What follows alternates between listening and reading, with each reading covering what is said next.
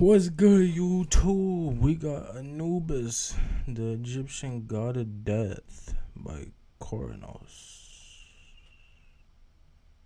This is basically Beerus, bro. So, show some respect. Few civilizations glorified the dead like the ancient Egyptians. Kings were buried inside giant stone pyramids. Mythical Right. monuments were raised around their tombs, and rituals prepared their souls for a treacherous journey into the afterlife, where a powerful god of death guarded the gates to a utopian sanctuary. Okay, Who talk was to the me. god of death in ancient Talk to Egypt? me, And why was Beerus. this ancient civilization so invested in the preservation of the dead? The ancient Egyptians believed in the immortality of the soul. Its life on earth was only a pit stop on its journey to a heavenly realm called the Field of Reeds. In the Field of Reeds, the souls of the deceased entered an everlasting paradise, free of sickness, disappointment, and death.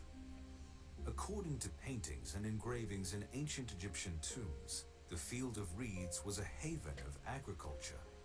Through its heavenly gates, the souls of the dead walked along the banks of the Nile, slept peacefully under the branches of shady trees, and reaped the rewards of their lives on earth. Similar to Judeo-Christian conceptions of heaven, the Field of Reeds was a peaceful utopia reserved for the good, the just, and the pure of heart. Before anyone could enter the Field of Reeds, souls traveled from their tombs into the afterlife. Most souls traverse the treacherous halls of the underworld on foot, but many kings and pharaohs arrived on handcrafted ships, mimicking the sun god Ra, who sailed into the underworld each time the sun set. Each soul, workers and pharaohs alike, gathered in the Hall of Truth, where they were judged by the Lord of the Underworld, the god of death. One by one, the god of death placed their hearts on a golden scale and weighed the goodness of each soul against a white feather of truth. If the soul's heart was heavier than the feather of truth, it fell to the floor, where it was devoured by a god with the head of a crocodile. If its heart was consumed by the crocodile god, the soul ceased to exist. If its heart was lighter than the white feather of truth, the god of death conferred with his council of judges. If the Lord and his council believed the soul to be honest and good, the Lord of the Underworld welcomed the pure of heart into the Field of Reed. Fuck, bro. You know how difficult it had to be to get into heaven, then, bro. Let's say that's how you get into heaven, my nigga.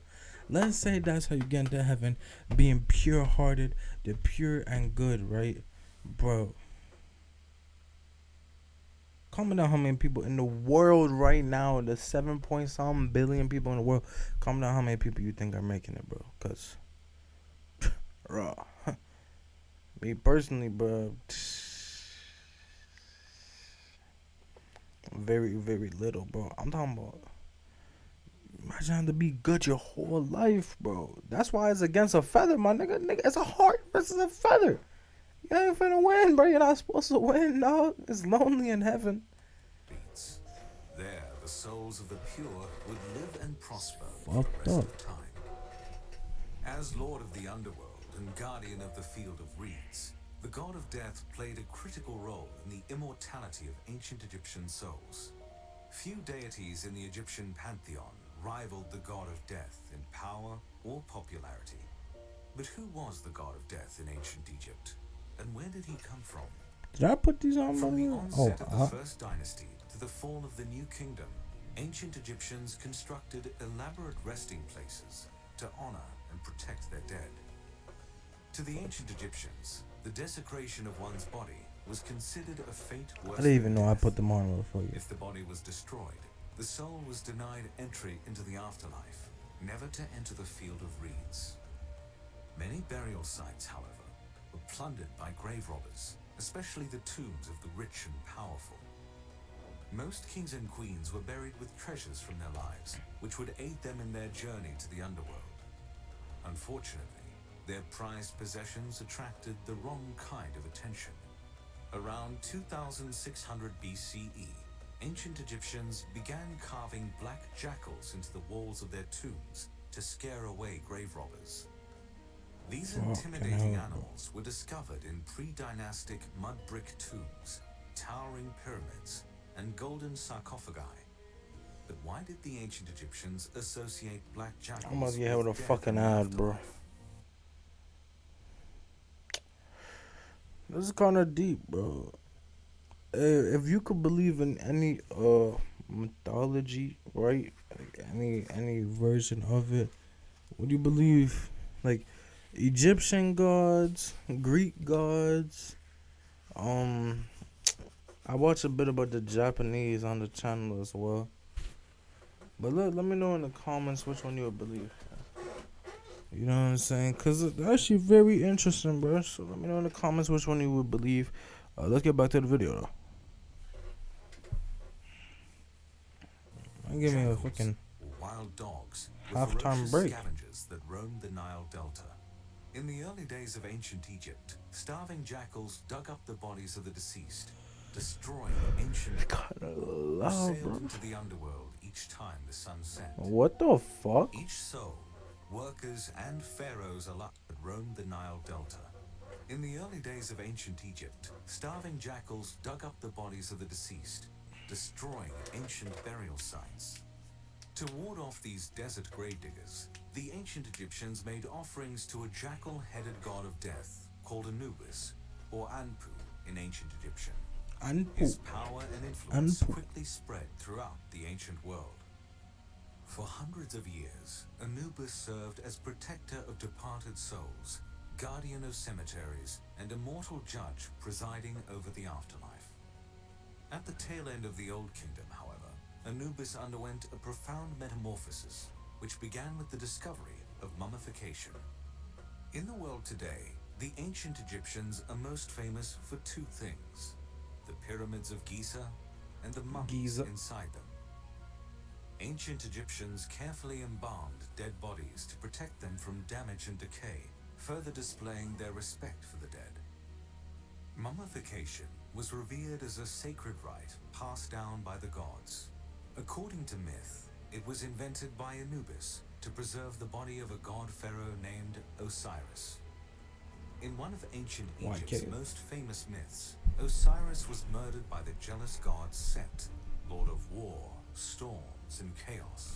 Fucking hell, bro. Osiris was tricked into an affair with Set's wife, the goddess Nephthys, and their union bore a child.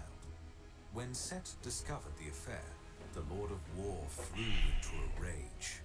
He split Osiris's body into pieces, locked him inside a box, and threw him into the Nile River. Osiris's remains were recovered by his wife Isis. She was desperate to revive her husband, so she brought the god Pharaoh's remains to Anubis, who brought Osiris back to life. Resurrected and empowered, Osiris descended into the underworld, where he became the god, ruler, and judge of the dead. Over time, Osiris replaced Anubis as the ancient Egyptian god of death. Anubis, once the undisputed lord of the underworld, was dethroned, but the jackal god remained a powerful member of the ancient Egyptian pantheon. Anubis acted as the right hand of Osiris and served as the conductor of souls. When a soul awakened in its tomb and read the hieroglyphics etched into the walls, it was Anubis who cared for them and guided them into the sunset. It was Anubis who ushered each soul into the hall of Good truth fucking to weigh God. their hearts on a golden scale. Once the god of death, now the conductor of souls, Anubis was a leader, an artist, and a caretaker. How was Mans, Anubis bro. compared to death deities from other cultures and religions?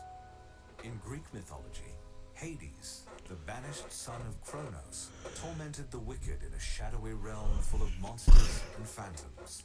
In Judeo-Christian scripture, the devil and his demons ruled over a fiery wasteland where evil souls were punished. Anubis for seems like the eternity. best nigga so far. Anubis, on the other hand, did not torment or punish the souls of the deceased. The afterlife was not a flaming wasteland or a shadowy realm of suffering and punishment. While ancient Egyptian folklore is rife with vengeance and ferocity, their rich mythology reveals, above all else, justice, preservation, and respect for the dead. No deity encapsulates those values better than the conductor of souls, the first lord of the underworld, the jackal-headed god, Anubis.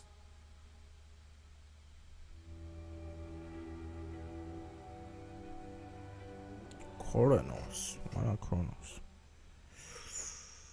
Okay. Okay. I mean, shit, bro. I would rather be in the Egyptian afterlife, bro. Fuck, they switched it to the. I don't wanna.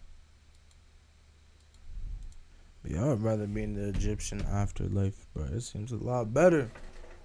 Not bare suffering, niggas. Like, oh man, I wish I could mix them up. Cause niggas want to be a Greek god, but niggas still want to live that Greek devil shit, bro. You know what I'm saying, bro? Oh well, that was fire though. I fuck with that a lot. It's been your boy Jay Soldier. Like, comment, subscribe. I'm out of here.